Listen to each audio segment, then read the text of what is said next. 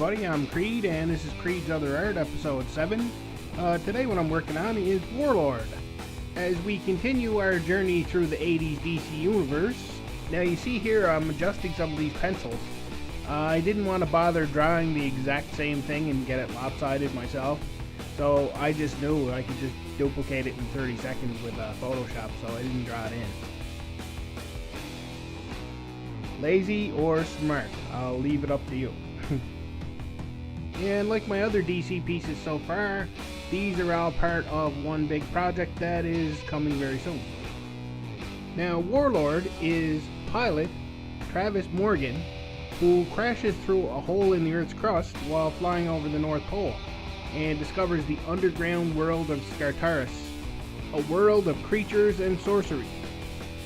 Warlord first appeared in first issue special number 8, and then he got his own series from 1976 to 1988, 139 issues including annual. This was DC's attempt at setting up a swords and sorcery kind of universe. What I really like about Warlord is that DC didn't just put it on another Earth like they had a habit of doing. If you're standing on Earth 1, you don't have to travel any dimensions to get to Skartaris. It's probably still hard, but you can get there. And it is on the Earth. I really miss the time when all the heroes were stuntmen and pilots and astronauts. There's something classic about that. So Warlord was before DC came up with the Elseworlds concept, or it probably would have been an Elseworlds book.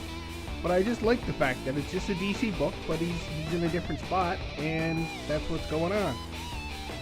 So while he's fighting some wizard in Skartaris, at the exact same time, elsewhere on the globe, Batman's kicking some guy's teeth in, and Superman's melting something with his heat vision. I just like that. DC didn't really do enough of that. It's like with Arak, Son of Thunder. They actually made him so he's just in the past. He's not on another world. I like that a lot. That's cool. So yeah, Warlord was a way that they didn't really have to keep it connected to the DC universe, but it was still in there somewhere. It's like Gorilla City. You can get to Gorilla City, but you can also live your whole life on the same planet and not know it's there. Now, they did a few little update books and stuff like that with Warlord, but Warlord hasn't been the same since the end of his series.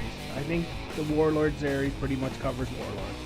So Travis Morgan looks a lot like Oliver Queen used to in the comics. And they were actually both drawn by Mike Grell, and it turns out both of them look like Mike Grell is what it is. And it's not them looking like each other. They're drawn after his own likeness. And the comic actually did pretty well in a time when everything was superhero. He ran a sword and sorcery book for, like I said, it was 139 issues. It has to be a pretty respectable comic to run 139 issues of sword and sorcery during the superhero era. So Warlord is just one other diverse part of the DC universe that's highly underused and not as well known. So next up is the Demon at Dragan, and then we'll be pretty much wrapping things up, so stay tuned for what I come up with next. And until then, have a good day. Wow, thanks for watching.